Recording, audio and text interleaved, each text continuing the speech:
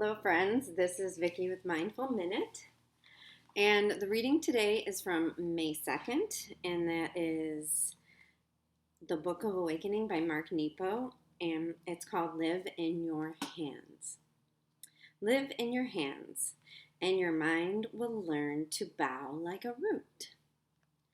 Several years ago, while doing a poetry reading in New York City, I encountered an angry young man who had just seen a woman mugged. He was so enraged, he wrote a poem on the spot. A pensive voice from across the room called out, "Yeah, it sure beats stopping the mugging." I felt like there was nothing left to say.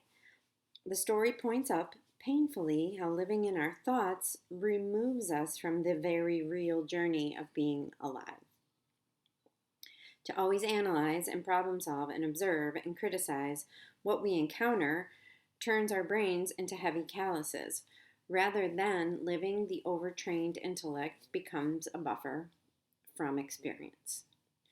I have a dear friend who has studied almost all there is to study about the heart and the mind and its dance of psychology.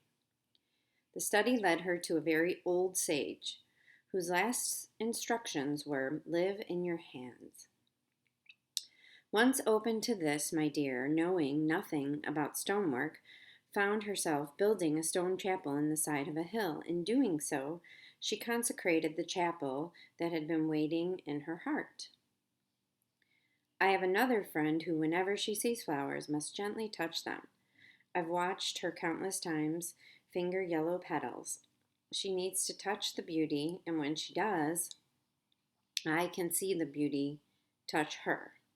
Then something in her opens a little further.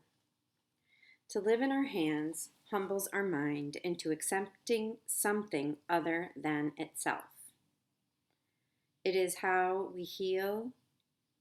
It is how we heal each other and ourselves. We all come alive through a braille of heart. And the activities are: choose something small and delicate that fascinates you and place it before you as you meditate. After a time, slowly take it in with your hands and carefully examine it with your fingers, feeling its many surfaces. Breathe steadily and take the essence of this delicate thing into your mind through your hands.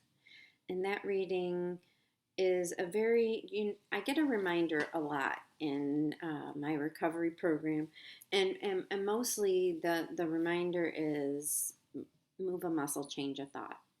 And a lot of times when I am stuck in my head, it is a great idea for me to start doing something. Whether it's, I remember in early recovery, I used to do a lot of beading and I used to do a lot of painting, and that really helped me. And it was almost meditative. And I think the idea here is allowing what's inside to come out through that, and not allowing what's inside these made up thoughts that I can curate up in my head, which are sometimes truth or not truth. But when I'm doing something with my hand, it's actual truth. It's real. It's happening right this second. So I'm not sure why that works, but apparently it does. And I'm gonna do a little bit more of that. I'm gonna try to live in my hands a little bit more and be there, be where I am as well. So I hope you have a wonderful, blessed, beautiful, sunshiny day. I will be back. Please subscribe, like, share with someone you think that might get some use out of some of this mumbo jumbo that I talk about every day. This year we're doing the Mark Nepo book every single day. The daily reflections is from his book, The Book of Awakening. So I'll be back again tomorrow. I hope you are well. Be kind to yourself, be kind to all around you, and namaste.